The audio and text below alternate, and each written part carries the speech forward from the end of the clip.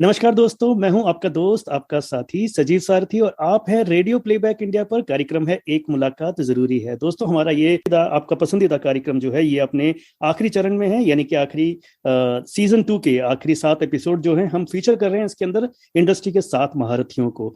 तो आज हमारे साथ जो महारथी हैं वो हैं इंडस्ट्री के दिग्गज अभिनेता और एक्टर गजराज राव जी। तो गजराज राव जी को आपने ढेरों फिल्मों में देखा है, इनके बारे में मुझे कुछ कहने की जरूरत ही नहीं है, तो मैं सीधा इनको इंट्रोडक्शन ना देते हुए सीधा इनको इनवाइट कर लेता हूँ। गजराज जी, आपका बहुत बहुत स्वागत है रेडियो प्लेबैक इंडिया पर। नमस्कार सजीव, बहुत बहुत शुक्रिया, आपने मुझे अपने कार्यक्रम में न्योता दिया। जी sir, pleasure is all ours. मतलब क्योंकि आज आप हमारा एक बहुत ही अपकमिंग प्लेटफॉर्म है और आप बहुत ही वेटरन एक्टर हैं, आपने अपना समय निकाला, ये हमारे लिए बहुत खुशकिस्मती की बात है। और मेरे साथ आज यहाँ पर हमारे in house film reviewer Evan Padhi हैं और साथ में है एक और वेटरन एक्टर अरुण कुमार कालरा। मुझे लगता है कि हम सब मिलकर, ये एक एक्चुअली इंटरव्यू नहीं है, it's a conversation type of, तो मुझे लगता है कि आप एंजॉय करेंगे इसको।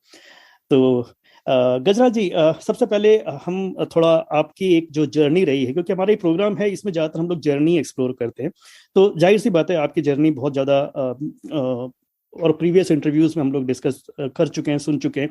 लेकिन मैं ये जानना चाहूँगा कि जैसे दिल्ली में आप एक रेलवे कॉलोनी में आपकी परवरिश हुई और एक मिडिल क्लास फैमिली में आप जन्मे, और वहाँ से जो जो एक्टिंग है, वो एक्टिंग का जो भूत है वो आपके जहन में कैसे सवार हुआ? मतलब मैं ये जानना चाहता हूँ कि आप किन एक्टरों से इंस्पायर हुए या किन फिल्मों से इंस्पायर हुए कि आपने एक्टिंग को अपना कैरियर चुना? ये सजीव, इसको कह सकते हैं कि बचपन में तो चार्ली चैपलिन को देखते थे, जी बहुत जी। छोटा जब था, तो वो मेमोरी में रहा हमेशा कि वो किस तरह से चार्ली चैपलिन हंसाते थे और उनकी जिंदगी में तकलीफ होती थी, लेकिन ऐसी सिचुएशन में वो फंसते थे जहाँ पे लोग हंस रहे हैं, है ना। जी जी। हाँ। वो एक मेमोरी में रहा। और दूसरा, बच्चन साहब, शुरुआती जो मेरे, जो कह सकते हैं बचपन के जो मेरे नायक थे, वो अच्छा।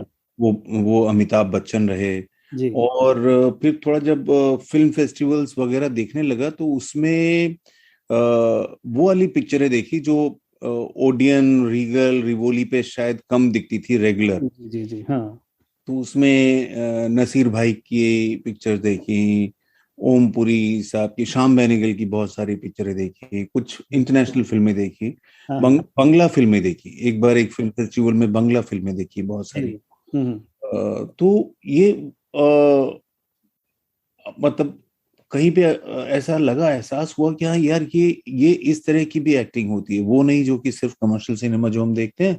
हम्म। और फिर एक बार एक नाटक मैंने देखा, संध्या छाया, श्री राम अच्छा। सागर में। जी जी। और वो मुझे बड़ा चमत्कारिक अनुभव रहा मेरे लिए कि दो लोग किस तरह से एक नाटक को पूरा याद करके कर लेते हैं। और फिर मुझे एहसास हुआ कि हाँ, ये करना चाहिए मुझे। और हम्म। मैं 2-3 एमेचर थिएटर ग्रुप में रहा, शामिल रहा, छोटे छोटे पार्ट किए। और फिर मेरी जिंदगी में एक्ट 1 थिएटर ग्रुप आ गया। वो उस समय एक क्लब की शक्ल में था। वहां अच्छा। पे फुटबॉल खेलते थे बहुत सारे लोग, अलग अलग जिंदगी के अलग अलग उसमें से आए हुए लोग। जी जी। और फिर एक बार कहीं पे बात हुई कि एक प्ले करना है किसी, अ, अरुण किसके लिए करना था ये अपना, वो दुर्गा पूजा के लिए, दुर्गा पूजा में कहीं पर एक बंगाली फेस्टिवल के लिए एक नाटक करना था। तो उस तरह से ग्रुप बना। और वो फिर ये हुआ कि एक ग्रुप बनाने के लिए रजिस्ट्रेशन वगैरह का बड़ा लंबा चौड़ा वो होता है, तो उसमें अरुण और बाकी तमाम लोग थे जिनका अपना एक ग्रुप था, जी जी। एक्ट 1, जो उन्होंने जी। कॉलेज के जमाने में बनाया होगा शायद। तो हम्म। फिर उसी ग्रुप को ले लिया गया। और फिर मैं कह सकता हूँ कि मेरी जिंदगी एक तरह से बहुत बड़ी तब्दीली आई, बहुत बड़ा बदलाव आया। हम्म। मुझे एक जिंदगी को देखने का एक नजरिया मिला अलग से। और N.K. शर्मा और तमाम लोग जो थे, जैसे अरुण कालरा जो यहाँ मौजूद हैं, ये जी। शुरू से ही उस ग्रुप में रहे। और शेफाली भूषण, जूही डोगरा, निखिल वर्मा, आशीष विद्यार्थी, पीयूष मिश्रा, ऐसे तमाम लोग उससे जुड़ते चले गए। और एक तरह का वो थिएटर ग्रुप जो था, मुझे लगता है कि वो हम सब की जिंदगी, जो जो उस थिएटर ग्रुप में रहे एक्ट 1 हम्म। में, उन सब की जिंदगी में उसने असर डाला, और जिसकी वजह से आज भी मेरे जो तमाम दोस्त हैं वो उस दौर के हैं, एक्ट वन से हैं। तो ये लबुलवाब है थिएटर से जुड़ने का। जी, तो कह सकते हैं सजीव जी एक चीज मैं छोटी सी ऑब्जर्वेशन अपनी ऐड करूं इसमें, अगर आप इजाजत दें। श्योर।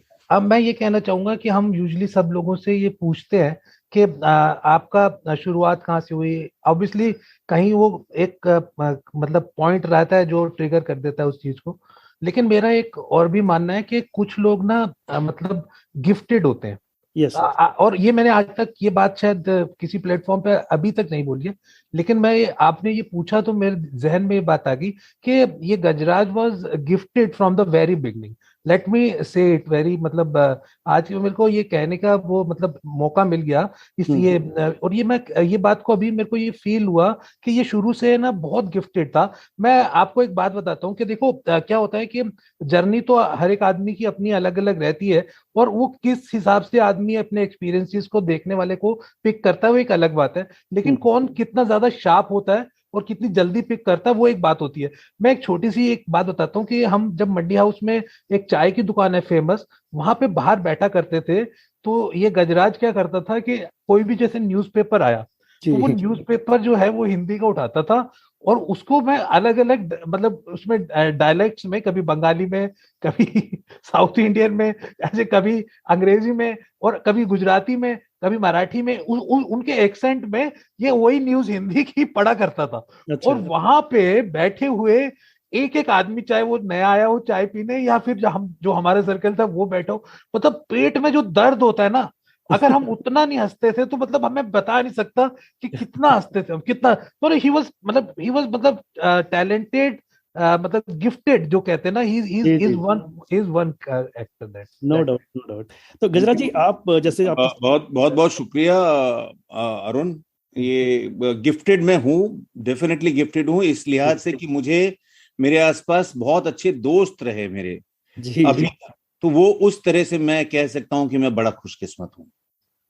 जी, गजराज जी आपने थिएटर के दौरान मनोज वाजपेयी जी के साथ भी काम किया, और रिसेंटली अभी हमने आपको इतने सालों बाद आपने दोबारा उनके साथ रे में जो एक एपिसोड था हंगामा है कि उभर पाओ, उसमें आपने काम किया। एंड मुझे लगता है कि वो जो आधे पौने घंटे का जो एपिसोड था वो इट्स अ सिनेमैटिक ट्रीट, मतलब कि आप दोनों एक इतने जबरदस्त एक्टर हैं और एक दूसरे को कॉम्प्लीमेंट कर रहे हैं, मतलब एक शेर है तो दूसरा सवा शेर बन रहा है, मतलब वो पूरा जो आप लोगों ने जो कैरेक्टर को जिस तरह से पकड़ा है वहां पे, दैट इज अमेजिंग। तो इतने सालों के बाद मनोज जी के साथ काम करना, कितनी यादें पुरानी ताजा हुई और क्या हुआ एक्सपीरियंस, थोड़ा सा शेयर कीजिए।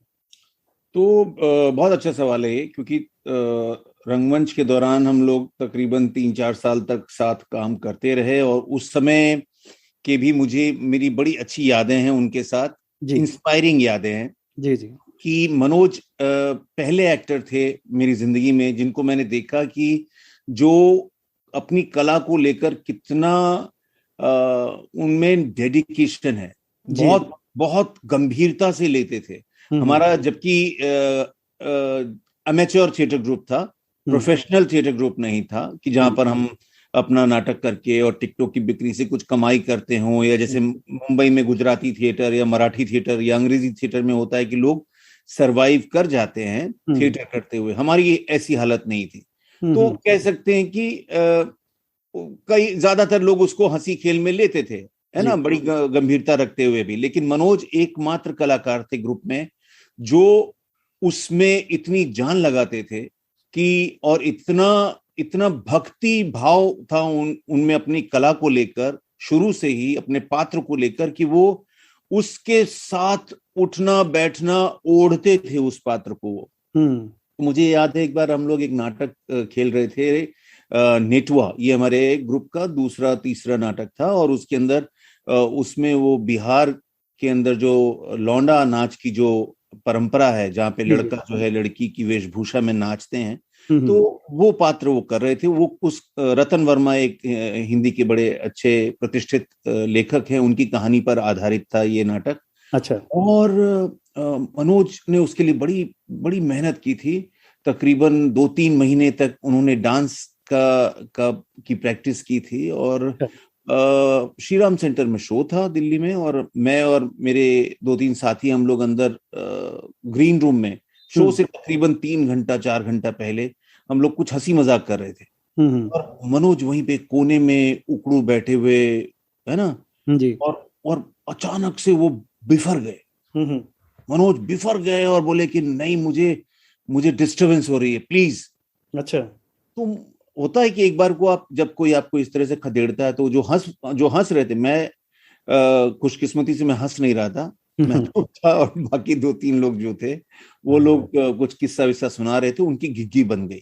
तो एक बारगी को तो लगा कि यार ये क्या मतलब है, ठीक है ना, मतलब हंसी मजाक चल रहा है तो आप कहीं और चले जाओ। लेकिन फिर धीरे धीरे अगले कुछ रोज में रियलाइज किया कि वो शो से 2 घंटा पहले घुस जाता है पूरी तरीके से पात्र में। और वो जो ये मेरे लिए लर्निंग थी, क्योंकि मैं किसी एक्टिंग स्कूल में जाने का मुझे मौका नहीं मिला है, ना मिला था, तो वो एक तरीका था, क्योंकि वो उसका जो एक्सपीरियंस था थोड़ा ज्यादा था, वो बैरी जॉन वगैरह के साथ काम कर चुका था मनोज। तो ये जो मुझे हमेशा याद रहेगा कि आप शो से पहले कितनी गंभीरता से, चाहे वो हंसी मजाक वाला नाटक हो, हास्य प्रधान नाटक हो, लेकिन आप कितने गंभीरता से अपने रोल के साथ जुड़े होते हैं, अपनी लाइनों के साथ जुड़े होते हैं। ये मुझे हमेशा उनकी सीख याद रहती है। आज भी जब मैं काम करता हूं तो उसमें उस चीज को वो दिमाग में कहीं ना कहीं आती है कि टेक से पहले, शॉट से पहले किस तरह से अपनी लाइंस के पास रहूं मैं। और रे में मैं बीच में छुटपुट 2-4 काम हुए, लेकिन उतने ज्यादा दिनों का काम नहीं था। लेकिन रे में हम लोग तकरीबन 8-10 दिन साथ में थे, और बिल्कुल कोई परिवर्तन नहीं आया है मनोज में। अच्छा। मनोज अभी भी उतने ही जुझारू हैं अपनी लाइंस को लेकर, अपने माहौल को लेकर। और तो वो मेरे लिए बड़ा इंस्पायरिंग था, और बड़े मजे लेकर हम लोगों ने पुरानी चीजों को याद करते हुए वो पूरी शूटिंग बीती हमारी। जी, वो बिल्कुल हम देख सकते हैं, वो बिल्कुल अनुभव किया जा सकता है। आप लोग की जो बॉन्डिंग है उसके अंदर वो कमाल की है। और इनफैक्ट हम लोग, जब मैं अपनी बात बताऊं तो मैं 94-95 में हम लोग मंडी हाउस में खूब रहा करते थे। हालांकि संसदीय समिति की उठक बैठक मैंने कभी देखी नहीं, आपका जो बहुत फेमस नाटक था, लेकिन उसके चर्चे बहुत होते थे हमारे जो सर्किल में, जब बात करते थे कि ये है। और गजराज जी आज का जो है एड एजेंसी चला रहे हैं। तो मैं इसी से रिलेटेड पूछना चाहूंगा कि दिल्ली में आपकी पैदाइश हुई, परवरिश हुई, और दिल्ली में आपने बहुत सारा नाटक भी किया, और इन सब के बाद जब आप मुंबई में अपने आप को अप्रूव करके मुंबई में अपने एड एजेंसी वगैरह में आप आए, तो ये जो जर्नी रही, वो ये ट्रांजिशन जो था वो कैसा था, स्मूथ था या कैसा था? तो सजीव, ये रोजी रोटी के लिए हुआ। अगर मुझे रंगमंच से मासिक जो मुझे मेहनताना मिल जाता ऐसा, उस वक्त मेरी जरूरत थी 10-20 हजार रुपया महीने की, तो शायद मुझे ये सब करने की जरूरत नहीं पड़ती। लेकिन मुश्किलें बहुत थी, परिवार में मुझे आर्थिक सहयोग करना मजबूरी थी, हालात घर के ऐसे थे। तो उस वजह से मैं दिल्ली में नाटक करते हुए भी बहुत सारे काम कर रहा था, और उसी दौरान मुझे एडवर्टाइजिंग की जो दुनिया है उससे मेरा वास्ता हुआ। और वहाँ प्रदीप सरकार जी को, जो उस वक्त नया उन्होंने अपनी एड फिल्म प्रोडक्शन हाउस शुरू किया था, उसमें मुझे काम करने का मौका मिला, और मैं उनको असिस्ट करने लगा। और उनके वो जब मुंबई शिफ्ट किया उन्होंने, तो मैं उनके साथ मुंबई आ गया जी। और यहाँ पर 1-2 साल रहने के साथ उनके साथ काम किया। और उसके बाद फिर अपना, तो एड एजेंसी नहीं बोलेंगे उसको, एड एजेंसी तो होती है जैसे लेंटास या ओगिलवी या इस तरह से। हमारा जो कोडरेड फिल्म्स है वो प्रोडक्शन हाउस है। अच्छा। एजेंसी और क्लाइंट हमें हायर करते हैं कि भाई ये स्क्रिप्ट है, आप इसके ऊपर एड बनाइए। तो ये अभी जर्नी चल रही है।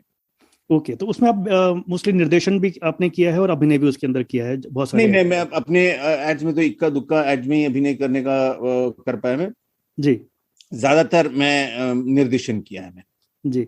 तो गजराज जी, आपकी जो स्कूलिंग है, बेसिकली जो आपके जो मित्रगण रहे हैं, जैसे मनोज जी हो गए, जैसे अरुण जी हो गए, या और भी जो बहुत वेटरन एक्टर आज की डेट में हैं, तो मुझे लगता है कि आपने वो जो स्टार्टिंग आपकी अमिताभ बच्चन वाली जो नायक वाली भूमिका थी, वहां से आप एक एक्टर वाली फॉर्मेट में आप चले गए, और मुझे लगता है कि यही शायद आपका प्लस पॉइंट रहा। तो एवान, आप कुछ सवाल पूछना चाह रहे थे? जी जरूर। नमस्कार गजराज जी। गजराज जी, मैंने आपका पहला फिल्म देखा था 2008 में, आमिर। ब्लैक फ्राइडे तब मैंने देखा नहीं था, एंड जब मैंने आमिर देखा तो मुझे वो रोल चौंका दिया था, and then when I saw Badhaai Ho तो वो कम्प्लीटली डिफरेंट था। सो ये क्या बधाई हो आपका कैरेक्टर, आपका करियर में ये टर्निंग पॉइंट था? Because in the past you played such deliciously menacing characters जी, और कंपेयर टू दैट बधाई हो में आपने पूरा अलग सा, और शुभमंगलम शुभमंगल ज़्यादा सावधान में पूरा अलग सा कैरेक्टर निभाया जी। तो क्या बधाई हो आपका टर्निंग पॉइंट था करियर में? जी जी बिल्कुल कह सकते हैं। ये अहवान ये होता है कि भाई कलाकार तो अपना काम करता रहता है ना, वो एक्टर रोल ढूंढ नहीं सकता है। एक्टर मतलब ऐसा नहीं हो सकता है कि मैं बोलूं, जब मनोज कुमार साहब या जिस तरह ऐसे लोग बहुत कम होते हैं कि जो अपनी खुद फिल्में प्रोड्यूस करें और उसमें, या शशि कपूर साहब कि भाई मैं ये फिल्म बनाऊंगा और उसमें ये रोल मैं करूंगा। तो मेरी स्थिति कभी ऐसी नहीं रही। तो मैं हमेशा आश्रित रहा हूं कि जो निर्माता, निर्देशक हैं, लेखक हैं, वो मुझे किस तरह के ढांचे में देखना पसंद करेंगे और कैसे रोल देंगे। तो मैं कह सकता हूं कि पूरा क्रेडिट जाता है मेरे बधाइयों के डायरेक्टर अमित शर्मा को कि उन्होंने मुझे इस रोल के लायक समझा। उनके विजन में ये आया कि मैं इस रोल की जिम्मेदारी निभा सकता हूं। तो मेरी इच्छा या मेरे अनुभव या मेरी चाहत से बढ़कर यह है कि अमित जो हैं निर्देशक, उनका विजन कैसा था वो मुझे देख पाए उस पार्ट में।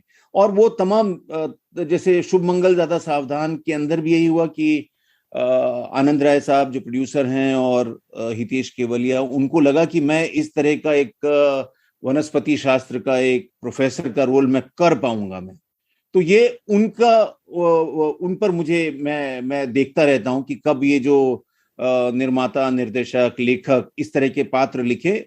लेकिन इससे ये हुआ बधाई हो से कि जो राइटर्स हैं, जो नौजवान लेखक हैं, फिल्म मेकर्स हैं, उनकी मैं रेडार में आया हूं थोड़ा सा, और उसकी वजह से मुझे अच्छे पात्र मिल रहे हैं जी। आपको कौन सा पात्र करने में ज्यादा मजा आता है? मतलब जैसे नेगेटिव कैरेक्टर जैसे आपने आमिर में किया था, जैसे ब्लैक फ्राइडे में किया था, या बधाई हो जैसे कैरेक्टर्स में? क्योंकि मैंने कहीं पढ़ रहा था कि आप मैदान में भी एक नेगेटिव टाइप का कैरेक्टर कर रहे हैं जी। तो किस तरह के कैरेक्टर्स आपको ज्यादा पर्सनली कौन सा मजा आता है? कितना मजेदार लिखा हुआ उस पर मजा आता है। अच्छा। कि अगर वो मैंने कोशिश की है कि मैं स्टीरियोटाइप वाले रोल या फॉर्मूला मसाला वाले रोल ना करूं। मैं इस तरह के प्रोजेक्ट्स का हिस्सा बनने से मैंने गुरेज किया है हमेशा। तो जैसे मैदान में भी जो पार्ट है, अगेन वो रिवॉल्वर लेके हीरो की कनपट्टी पे नहीं लगाता है। कि वैसे वाला पात्र नहीं है। जो हमारे जो नेगेटिविटी, जो हमारे बुरे और अच्छे लोग जो आम जिंदगी में होते हैं, वैसा ही वो पात्र है।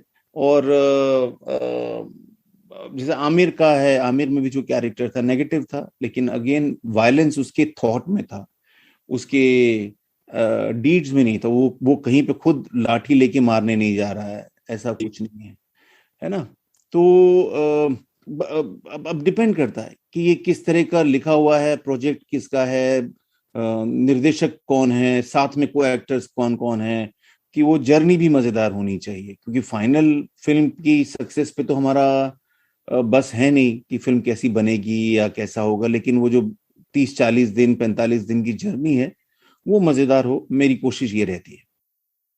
जी गजराज जी। और एवन इनफैक्ट अगर हम देखें तो गजराज जी के जो फिल्मोग्राफी रही है, इनके जो कैरेक्टर्स जो उन्होंने प्ले किए हैं वाकई सब बहुत अलग हैं एक दूसरे से। इनफैक्ट एक तलवार का मुझे इनका जो कैरेक्टर था, वो जिसमें इरफान खान के साथ खास तौर पे इंट्रोगेशन वाला जो सीन है, वो बहुत ही कमाल का जबरदस्त रहा है। एक इतने बड़े एक्टर के, मतलब इरफान जो है बहुत ही कमाल के एक्टर हैं, और उनके सामने जो है इतना जबरदस्त अभिनय करना, तो गजराज जी बहुत ही शानदार उसमें अपने रोल किया। सजीव जी, शायद आपको मालूम ना हो, ये गुलजार साहब ने एक अलग से क्लिप दिया था जिसमें उन्होंने सिर्फ गजराज राव की तारीफ करी थी कि मतलब उनको ऐसा लगा कि अचानक से उन्होंने ये क्या देख लिया और क्या डिस्कवर कर दिया जो पात्र उन्होंने किया था।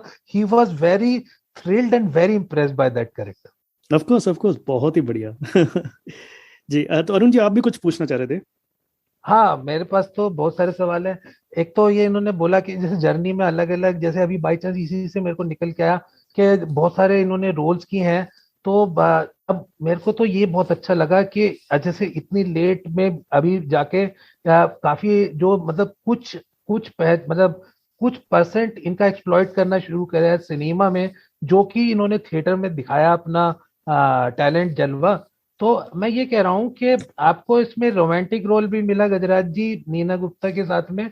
तो रोमांटिक रोल करके आपको इस एज में कैसा लगा, उसको आपने कैसे रिलेट किया, मतलब वो रोमांस करते वक्त आपको मतलब कॉलेज टाइम की या कैसे मतलब किसकी याद आई, क्या कुछ ऐसा कुछ बताएंगे जरा उसके बाद?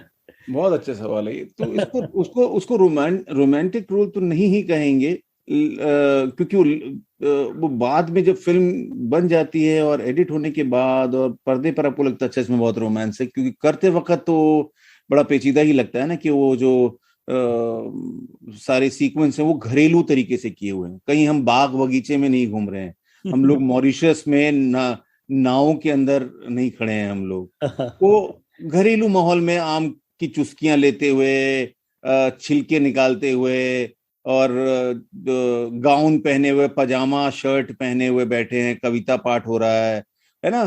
तो रोमांस वो है इसमें जो घरों में निम्न मध्यम वर्गीय परिवारों में जैसा रोमांस होता है वैसा रोमांस है। और जैसे जो शादी वाला जो गाना था सजन बड़े सेंटी, उसको लेके भी बड़ा संकोच में था कि ये कैसा निकल कर आएगा, फूहड़ नहीं होना चाहिए, या मेरे मन में बड़ा संकोच था कि ये मैं करता हुआ कैसा लगूंगा। लेकिन अमित पूरी तरह से श्योर थे, तो उन्होंने बोला कि नहीं ये बिल्कुल, क्योंकि हमें सिखाया यही गया है ना कि जो एक उम्र के बाद ये शोभा नहीं देता, ऐसे नहीं करना चाहिए, वो नहीं करना चाहिए। तो वो अमित ने दोबारा से मुझे उससे उबारा, उस संकोच से, और वो उस तरह से वो गाने की रिकॉर्डिंग हुई और फाइनल फिल्म देख के तो अच्छा ही अनुभव हुआ। और लोगों ने, सबसे इम्पोर्टेंट ये है कि हमारी फिल्म के बाद कह सकते हैं कि एक लंबे अरसे के बाद, शायद उससे पहले भी कुछ फिल्में आई होंगी ऐसी, ऐसा हो नहीं सकता कि ना आई हों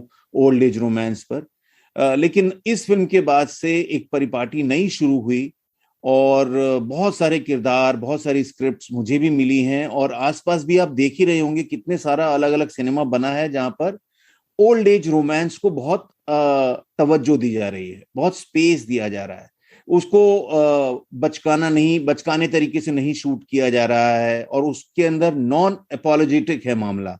तो ये हमारे कह सकते हैं कि बधाई होने उस तरह का एक रास्ता खोला है कि जो मिड 50s के जो एक्टर्स हैं या जो फिल्मों में वैसे पात्र लिखे जा रहे हैं। और ये इसी से एक जुड़ा हुआ सवाल है, दिल पे हाथ रख के बोलिएगा कि और किन किन हीरोइंस के साथ रोमांस करना चाहेंगे, मतलब जो आपकी सोचा हो कि भाई इनके साथ मेरे को करना है। रोमांस अब ये जैसा इसमें बधाइयों में है कि रोमांस की परिभाषा क्या है, कि आज से 25 साल पहले होता तो मैं बोलता कि हाँ जूही के साथ मुझे पेड़ों के आसपास नाचना है ना। तो क्योंकि वो जो उस जमाने में वो आमिर खान के साथ काम कर रही थी, वो पिक्चरें हम लोग देखा करते थे ओडियन में और प्लाजा में, तो वो शायद एक ख्वाहिश होती, या रवीना टंडन के साथ, है ना। लेकिन आज ऐसा नहीं है। मैं, लेकिन बड़ी ख्वाहिश है कि मैं ये जो भी कलाकार हैं, शिफाली छाया के साथ काम करने का मेरा बड़ा मन है, वो बड़ी अच्छी कलाकार हैं। स्क्रीन शेयर करना, मतलब अब तो ये हो गया है कि स्क्रीन किसके साथ, जब तक अब इस वाली इनिंग में किस के साथ किन अच्छे कलाकारों के साथ स्क्रीन शेयर की जाए, किन के साथ काम किया जाए, किन के साथ मौका मिले कि जहां पर शॉट्स के बीच में जिनसे गप्पे लड़ाई जाए, जिनको बोला जाए आसपास बैठ के कि अरे आपकी वो पिक्चर में वो वाला रोल बड़ा अच्छा लगा था। ये सारिका जी के साथ काम करने का मन है, शिफाली हो गई, ऐसे तमाम बहुत सारे लोग हैं जिनके साथ काम करने का अगर अवसर मिले तो बड़ा अच्छा लगेगा। इस सवाल पे सोचिएगा, फिर किसी और इंटरव्यू में पूछूंगा। लिस्ट मेरे को चाहिए किन किन कलाकारों के साथ आप कुछ करना चाहते। जरूर। तो गजराज जी, अभी तो आपको बधाइयों के बाद तो खैर काफी अच्छे अच्छे ऑफर्स आ रहे होंगे, स्क्रिप्ट्स आ रही होंगी, जैसे उसके बाद आपने मेड इन चाइना किया, बहुत अच्छा सा रोल है उसका, बड़ा प्यारा सा रोल है आपका उसके अंदर। देन उसके बाद लूट केस, शुभ मंगल ज्यादा सावधान और रे। तो अभी तो एक लंबी आपके पास ऑफर्स आ रहे होंगे। तो अभी आप क्या सोच रहे हैं, मतलब किस तरह की फिल्में करना चाह रहे हैं? क्योंकि अभी ये जो समय है आपका उस इस तरह का है कि अगर आप अच्छी फिल्में करते हैं तो लंबे समय तक आपको याद रखा जाएगा। तो अभी आप जो सिलेक्शन है फिल्म का, मतलब स्क्रिप्ट का, वो किस रडार पे कर रहे हैं? बिल्कुल उसी तरह से कि जो मैंने पहले भी एक सवाल के जवाब में बोला कि अच्छी स्क्रिप्ट्स मेरी तरफ आ रही हैं, लेकिन अभी अनफॉर्चुनेटली हुआ ये कि जो कोविड के दौरान थोड़ी सी गाड़ी जो है ना, मतलब प्लेटफॉर्म्स पे नहीं रुक रही है, प्लेटफॉर्म्स के आगे और पीछे रुक रही है। हाँ। तो उसकी वजह से बड़ी दिक्कतें हो रही हैं। तो मुझे लग रहा है कि जैसे जैसे सिचुएशन थोड़ी सी नॉर्मल होगी, उसके बाद जो जो मेरे पास कुछ स्क्रिप्ट्स हैं अभी जिन पर बात चल रही है जी। और अगेन अभी भी मेरी तमन्ना, मेरी डिजायर वही है कि मैं इस तरह की फिल्मों में काम करूं जो कि मनोरंजक भी हों, लेकिन जो मतलब मसाला ना हो, मतलब खाली जिसके अंदर कोई कोई वो हो, एसेंस हो जिसके अंदर, जिसके पूरी कहानी में और पात्र में। जी जी।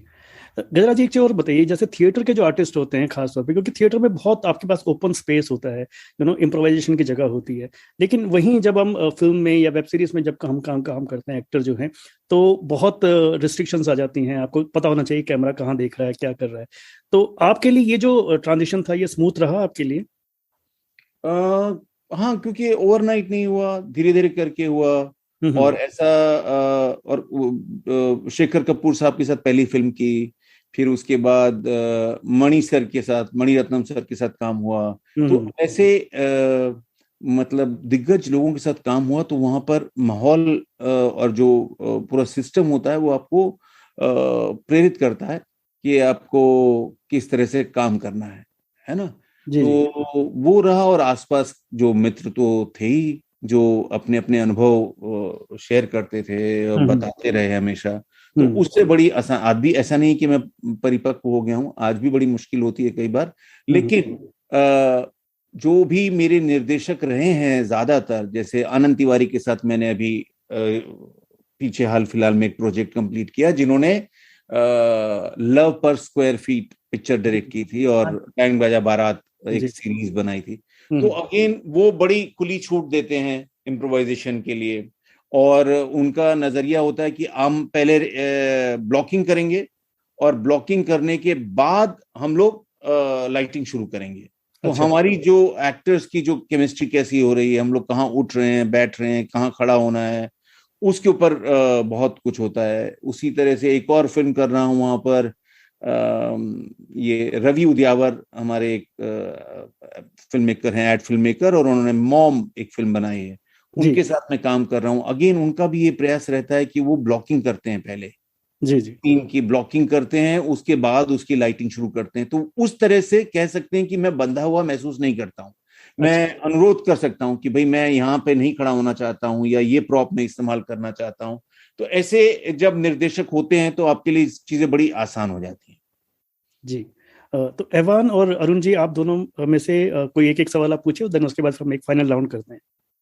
हाँ, ये गजराज जी, एक मैं पूछना चाह रहा था कि आपका जैसे बांग्ला लैंग्वेज है, इसके ऊपर काफी अच्छी कमांड है, और आपके आसपास जैसे बहुत सारे मित्र है, जैसे आशीष विद्यार्थी है, वो साउथ में बड़ी सारी फिल्में कर चुका, और आपको भी रीजनल सिनेमा से खासा लगाव है।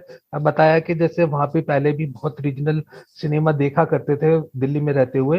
तो मैं ये कहना चाहूंगा, पूछना चाह रहा था कि क्या कभी रीजनल की तरफ अभी क्योंकि आज रीजनल में ना बहुत अच्छा काम हो रहा है, बहुत अच्छे एक्सपेरिमेंट्स हो रहे हैं, बहुत नई चीजें आ रही है। तो क्या कभी रीजनल की तरफ अभी टिल्ट या जाने का, या कोई ऐसा ऑफर या जाने की कुछ इच्छा? मुझे बंगाली फिल्म मेकर हैं श्रीजीत मुखर्जी, उनके साथ काम करने का बड़ा मन है, और मेरी उनसे चर्चा भी हुई है। तो देखिए क्या, अगर वो बांग्ला में या हिंदी में जो भी बनाएंगे उनके साथ काम करूंगा। और उसके अलावा मलयालम में जो अच्छे फिल्म मेकर्स हैं उन तक मैं मैसेज पहुंचाता रहता हूं। बोलता रहता हूँ कि भाई मुझे कभी मेरे लायक काम हो तो मुझे बताइएगा, क्योंकि वहां पे बहुत बढ़िया काम हो रहा है, बहुत गजब का काम हो रहा है। और उसी तरह से मराठी जो सिनेमा है उसमें बहुत अच्छा काम हो रहा है। तो मैं बिल्कुल ओपन हूँ उनको, इन तमाम चीजों को लेकर, और इंतजार कर रहा हूँ अभी कि कुछ इस तरह का काम आ जाए तो जिसको किया जाए। गजराज जी, आई थिंक आपने कामना नामक एक सीरियल के लिए प्रोमोस डायरेक्ट किया है। जी तो जी। तो क्या फ्यूचर में आपको निर्देशन की तरफ जाने का मन है? और मतलब आप बोल रहे हैं बड़े फॉर्मेट में ना? जी, मैं एक 2-3 प्रोजेक्ट्स पे काम चल रहा है कि अब सब कुछ है कि स्क्रिप्ट किस तरह की निकल कर आती है। तो अगर ठीक ठाक रहा तो 1-2 साल में मैं एक शो डायरेक्ट करने का प्लान कर रहा हूं मैं। जी, all the best. Thank you ji Gajraj ji, तो कुछ छोटे छोटे सवाल पूछता हूँ, आपके जहन में जो भी सबसे पहले आंसर आता है वो दीजिएगा। जी। आपने इतने सारे ऐड डायरेक्ट किए हैं, कोई एक फेवरेट ऐड जो आपको करके बहुत सेटिस्फेक्शन मिला? ये हमारा पहला विज्ञापन था, जो कि जब हमारे पास काम नहीं था और उसमें हमें एक ये बेसिक आइडिया मिला, एक पब्लिक सर्विस मैसेज था राष्ट्रगीत को लेकर, नेशनल एंथम। अच्छा, वो हैंडीकैप बच्चा होता है उसमें? नहीं, वो बुजुर्ग हैं जो कि हैंडीकैप हैं, और वो बारिश हो रही है, सुरेंद्र राजन जी ने पात्र किया था वो। जी जी जी। वो अगर आप देखेंगे यूट्यूब पर है, national anthem code red films के साइट पर भी है। तो वो जो है वो मुझे हमेशा, वो मेरे लिए बहुत इंपॉर्टेंट फिल्म है। उसके बाद तमाम कई अलग अलग एड फिल्म्स हैं। एक हम लोगों ने hyundai कार के लिए 2-3 बरस पहले फिल्म बनाई थी, दिल्ली में और पहाड़ों में शूट किया था, जिसको तकरीबन 100 मिलियन से ज्यादा व्यूज उसको मिले जी। वो ऐसी कुछ फिल्में हैं जो कि काम करके लगता है कि हाँ, नहीं, ठीक ठाक काम है, और जो हम लोगों ने सीखा वो ठीक सीखा। जी, तो बधाई हो से पहले आपने बहुत सारी फिल्मों में छोटे छोटे रोल किए, उनमें से सबसे फेवरेट आपका कौन सा है? मैंने इतना कम काम किया ना, तो मैं कह सकता हूँ कि सारे मेरे फेवरेट काम हैं। तो लेकिन जैसे आमिर का काम है, क्योंकि इसमें आमिर में मेहनत बहुत हुई थी, क्योंकि उसको बड़ी लंबी लंबी लाइंस थी, और जो मेरे डायरेक्टर थे राजकुमार, वो 1 टेक में उनको ले रहे थे, तो वो एक चीजें होती थी। और फिर ये तलवार का जो पात्र है वो मुश्किल पात्र था, क्योंकि आसपास एक तो था कि आसपास बड़े दिग्गज कलाकार थे, इरफान, कोंकणा और जोगी, इस तरह के लोग थे, और मई जून में हम लोग दिल्ली में शूटिंग कर रहे थे। तो पता ना कि आपको जो माहौल है वो भी बहुत साथ नहीं दे रहा था, तो वो उस तरह से याद रहेगा वो। जी, वो तलवार वाला मेरा बहुत ही फेवरेट है सर। अच्छा, जो थिएटर के आर्टिस्ट होते हैं उनको पढ़ने का ही बहुत शौक होता है, तो मुझे लगता है कि आपको भी होगा। आपके फेवरेट राइटर्स कुछ बताइए हिंदी के। हरिशंकर परसाई जी हैं, उनको मैं बार बार पढ़ता हूँ। शरद जोशी जो व्यंगकार थे, मंटो, उनकी कहानियां, उनकी लिखी हुई किताबें, वो पढ़ने का मुझे शौक है। राग दरबारी मुझे बड़ा पसंद है। जी जी जी जी। सरयू जी, मैं एक और छोटी सी बात बताऊं। ये गजराज जब भी दिल्ली आते हैं या जो भी नए शहर में जाते हैं, तो सबसे पहले बुक शॉप पे जाते हैं, और वहां से कम 7-8 किताबें उठाते हैं, 3-4 अपने लिए, 1-2 अपने बच्चों के लिए, और 1-2 यारों दोस्तों को गिफ्ट करने के लिए। ये मैं इनकी एक वो बता रहा हूँ। जी, मुझे लग रहा था। जी, तो गजराज जी, आपको म्यूजिक का भी डेफिनेटली शौक होगा। अपना एक सबसे पसंदीदा गाना बताइए जो आपके साथ हमेशा रहता है, मतलब जिसको आप कभी भी सुन सकते हैं, आपको प्रेरणा देता है वो। नुसरत साहब की जो सूफी गाने हैं वो मैं सुन लेता हूँ। आबिदा परवीन है, एकदम, एक तो नहीं है, किशोर कुमार है, ये सारे मेरे प्लेलिस्ट में रहते हैं मेरे। जी, फिर भी कोई एक पसंदीदा गाना, कोई एक गाना जो आपको लगा कि हाँ।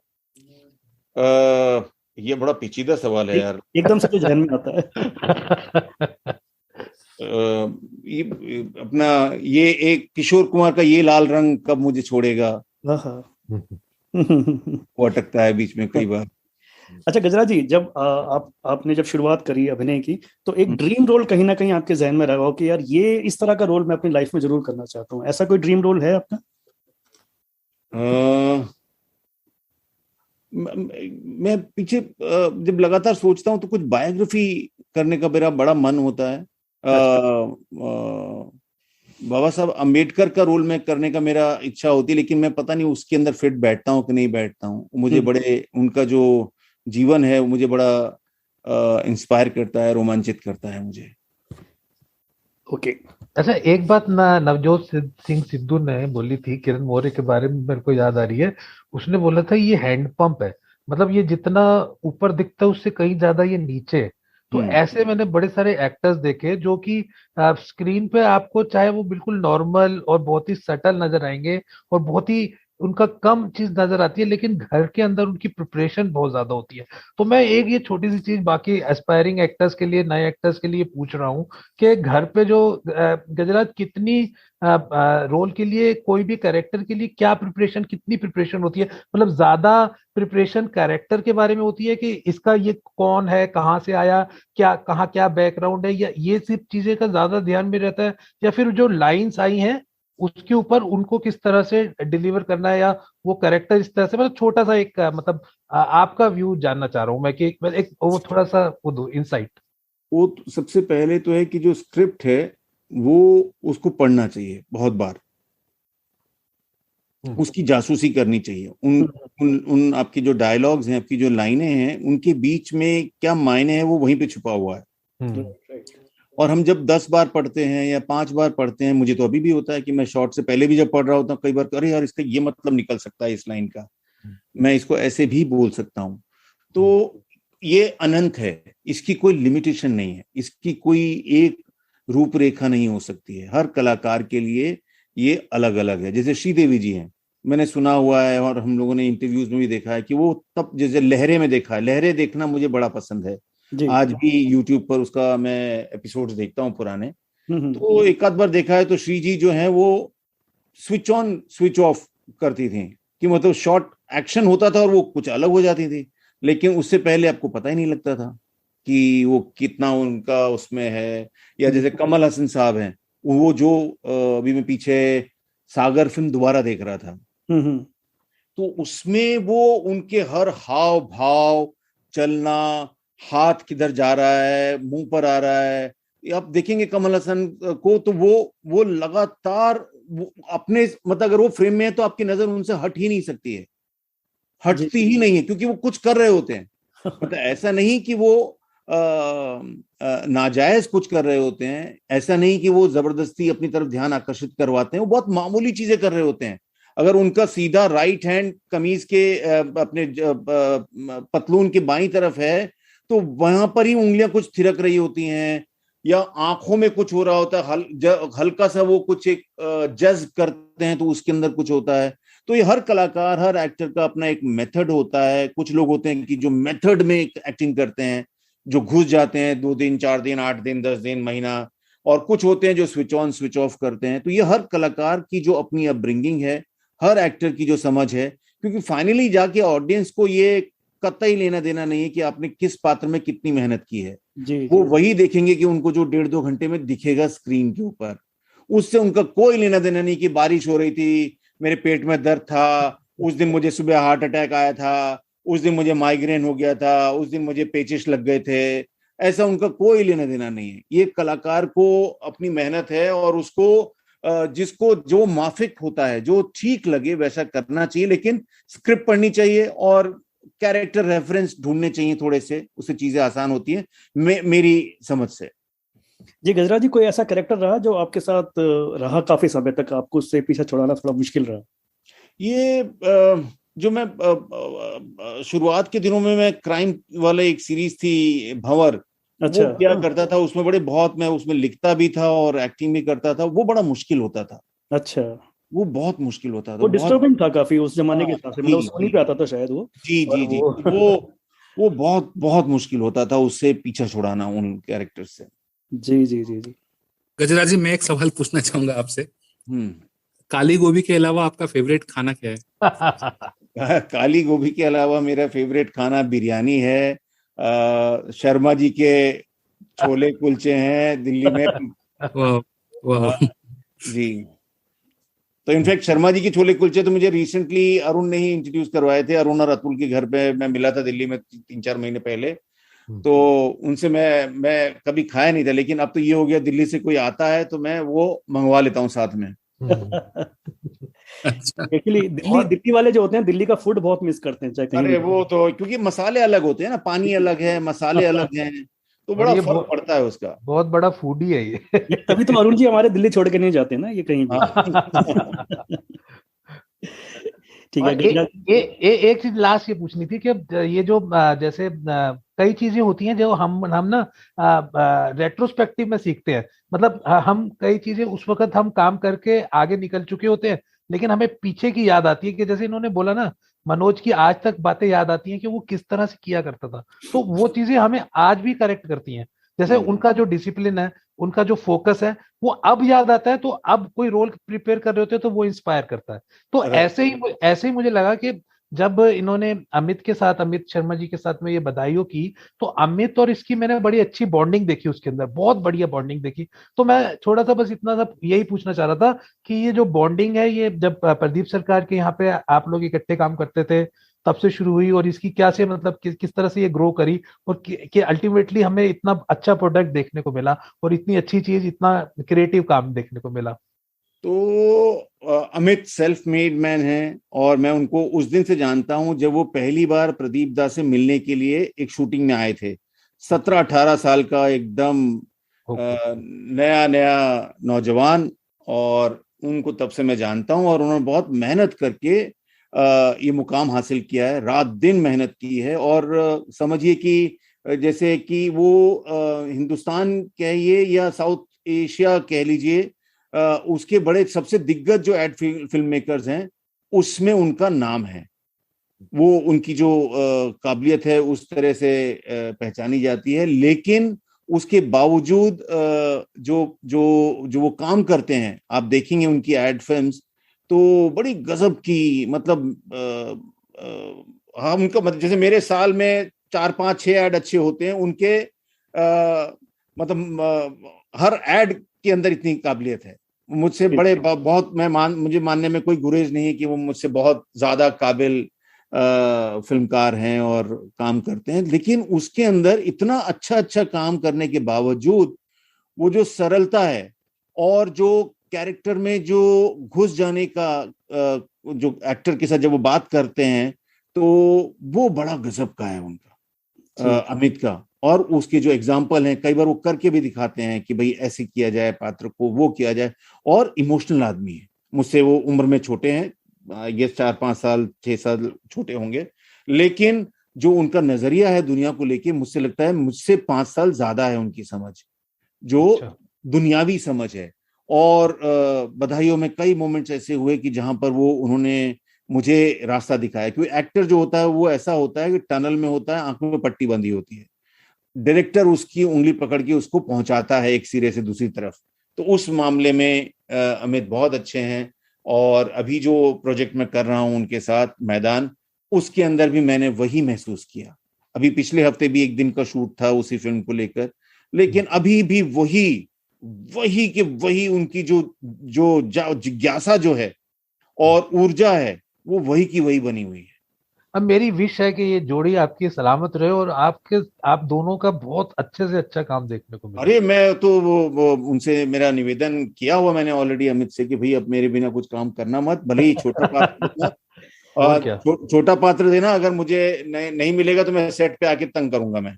ये बात बिल्कुल।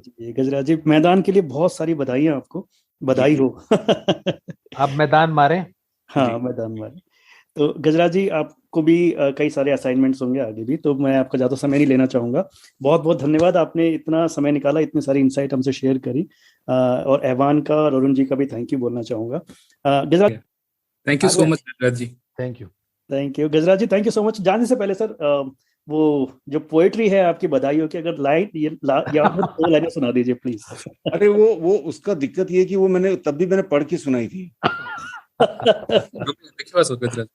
और नीना गुप्ता भी सामने नहीं है ना सजीव जी। अरे ये वो एक उसका है कि मुझे याद करनी है वो कविता, तो मैं याद कर लूंगा। हाँ, वो संजना जी को भी कभी कभी सुना दिया।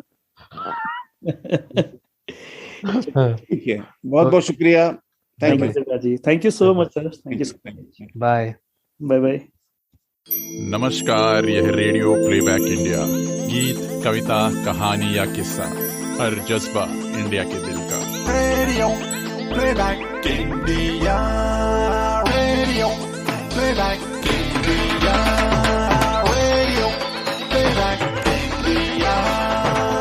सुनते रहिए दोस्तों, रेडियो प्लेबैक इंडिया।